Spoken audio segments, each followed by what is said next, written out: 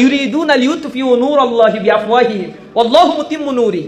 তোমরা নূরকে নির্বাপিত করতে চাও, আল্লাহ তার নূরকে প্রজ্বলিত করে দেন।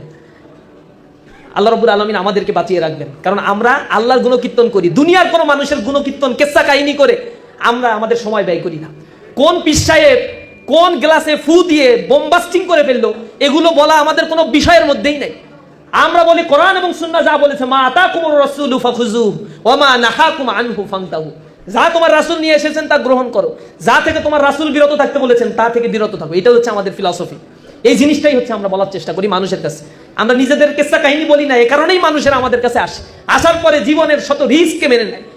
আমরা যখন সাথী বানাই, আমি নিজে বলি যে তুমি যে সাথী হতে চাচ্ছ, তোমার ক্যারিয়ার নষ্ট হয়ে যাবে, তোমার পরিবার কিন্তু তোমাকে আলাদা করে দেবে, রাষ্ট্র কিন্তু তোমাকে অ্যাকসেপ্ট করবে না। এই 15 বছর এই কথা বলছি। এরপরে বলছি তুমি এত রিস্ক নিয়েও কি শিবির করতে চাও? আমরা শিবির করতে আসলে আলিঙ্গন করে বাবা তাড়াতাড়ি শপথটা নে, না, এরকম ভাবে শিবির করা যায় না। আমরা বলে দেই শিবির করলে এই প্রতিকূলতা আছে, এরপরেও যদি শপথ নিতে চাও চিন্তা করো, শপথের আগে 1 মিনিট সময় দিলাম তোমাকে। এরপরে সে গভীরভাবে চিন্তা করে।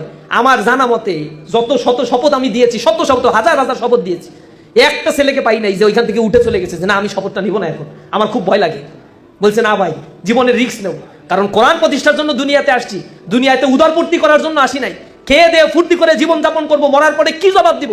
অথচ দুনিয়ার জীবনটা আখেরাতের জিন্দেগির তুলনায় খুবই সামান্য একটা জিন্দেগি। এটা হচ্ছে বিশাল সমুদ্রের মতো, 1 ফোঁটা পানির মতো বিশাল জিন্দেগি। আখেরাতে জীবন যাপন করতে হবে, দুনিয়ায় এই স্বল্প সময় আমাকে আমল তৈরি তো করতে হবে। এই জিনিসটা আমরা মানুষকে বোঝানোর চেষ্টা করি, তখন সে কোরআন হাদিস পড়ে এটাই বোঝে। দুনিয়ার সব নবী রাসূল সম্পদের পাহাড় গড়ে নাই, কিন্তু নবী রাসূলেরা পৃথিবীতে আজীবন বেঁচে থাকবে তাদের কর্মের কারণে। সালফে সালেহিনরা বেঁচে থাকবে সম্পদের পাহাড় গড়ার কারণে নয়, আইম্মায়ে মুজতাহিদিনরা বেঁচে থাকবে সম্পদের পাহাড় গড়ার কারণে নয়। মানবতার কল্যাণের জন্য কাজ করেছে, জীবন দিয়েছে, এ কারণে তাদেরকে পৃথিবী মনে রাখে।